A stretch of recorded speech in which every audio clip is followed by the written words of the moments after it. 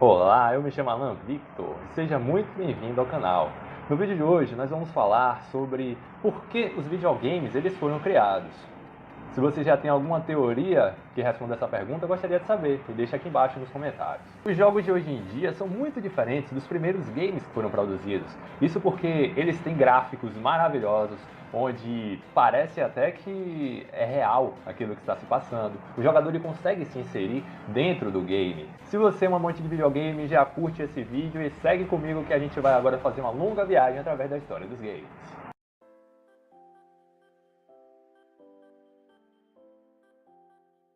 Então, se pararmos para pensar, se os jogos no começo, antigamente, não tinham nada disso, então como eles puderam fazer tanto sucesso? Bom, é só pararmos e pensarmos. Uma pergunta de meditação. Por que eu gosto de videogames? Será que isso é o mais importante em um jogo? É válido destacar que os videogames e os computadores estiveram muito relacionados. Na década de 50, os primeiros computadores comerciais, eles eram distribuídos apenas em universidades, devido ao seu alto custo. E para isso eles desenvolviam atividades mais cerebrais, para testar a coordenação, esse tipo de coisa. E como não se tem muitos registros disso, então boa parte da história da criação dos games foi perdida.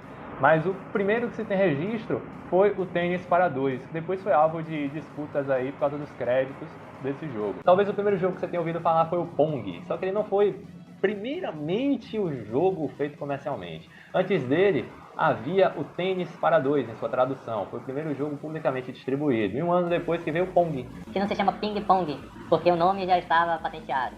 Aí botaram apenas Pong. E no mesmo ano, a Atari lançou um jogo de enorme sucesso. Mas pense no sucesso! Foi o Asteroids. Um jogo de fliperama. E o Asteroids ainda havia com algo que não havia na época, que era de você poder colocar suas iniciais ali no ranking de score dos jogadores maiores pontuadores da máquina. Originalmente, os games eles eram feitos mais para os computadores. Só que depois passaram a se fazer estudos e consoles que tinham muitas coisas a ver com o computador, como hardwares, placas, memória RAM, entre outras coisas, foram sendo desenvolvidos e aprimorados, assim como seus consoles também foram se melhorando ali geração após geração. Então com isso veio o Odyssey, veio o Atari, entre muitos outros. Os videogames surgiram após a Segunda Guerra Mundial. E o que foi que aconteceu depois disso? A Guerra Fria, que foi um confronto indireto entre os Estados Unidos e a República Soviética. Então as temáticas dos jogos eram voltadas para a guerra.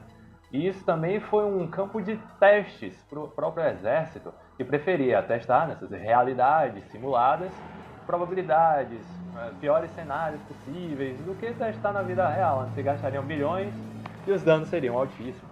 Então os games eram um reflexo do que estava se passando na época. Então, os jogos eram sempre nessa pegada aí militar. Após isso, foi o que aconteceu nos anos 70.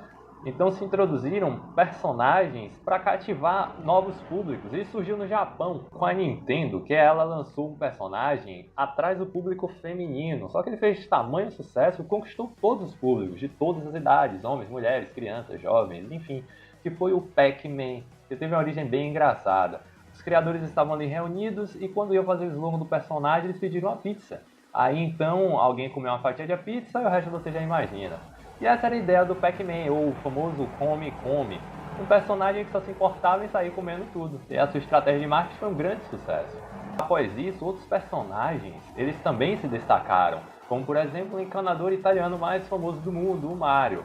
O Mario tinha as suas limitações da época, que era quanto à pixelização. Então o que foi feito? Não dava para colocar o cabelo, a movimentação do cabelo, colocaram uma boinazinha vermelha. Também não tinha como colocar uma boquinha para ficar se mexendo no personagem. A resolução era muito ruim, então botaram um bigodão preto, um narigão enorme, que era a marca do personagem. E assim o Mario se tornou aí um dos grandes sucessos dos games. E o personagem garoto propaganda da Nintendo. Algo interessante é que a Sony tinha uma parceria com a Nintendo, onde eles juntos desenvolviam alguma forma de fazer um videogame que rodasse CD. Só que isso aí nunca aconteceu. Então a Sony ela lançou o PlayStation, que era CD, e tinha coisas inovadoras com ele. Isso foi em 94. Ele tinha um memory card, onde você podia parar o jogo e voltar de onde estava antes, e guardar ali os dados das suas partidas. E a década de 90 representou várias inovações, um avanço tecnológico, um salto enorme na indústria dos games, onde eles deixaram de ser todos em 2D e agora já vinham em 3D. E com eles também vieram tecnologias de simulação, de captação de movimentos.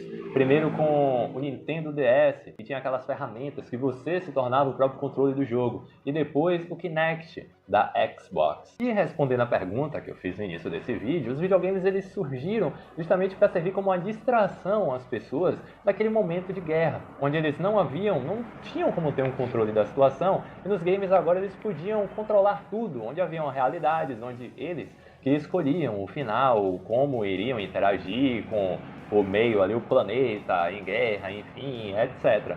Então surgiu para desviar o foco, a atenção das pessoas que eram bombardeadas ali, massacradas com notícias a respeito das guerras. Eu gostaria de indicar um livro que fala sobre esse assunto, que é a trilogia O Rei Renegado. No primeiro livro, Lúcio Nascimento, ele é um jovem que havia agora voltado ao colégio, onde ele havia repetido de ano, e como castigo seus pais haviam proibido ele de ter qualquer contato no mundo virtual por 3 meses, por um período das férias. Lúcio era o melhor jogador de um jogo online chamado Imagine World, e agora ele precisa mostrar para que veio para os novos jogadores para tentar reconquistar a sua posição de glória e fama. O link para esse livro, que está gratuito, vai aparecer aqui embaixo na descrição do vídeo. Então é isso, galerinha. A gente vai ficando por aqui. Se você gostou desse vídeo, compartilhe em suas redes sociais, faça esse vídeo se tornar um viral no WhatsApp. Beijinho, um abraço e tchau!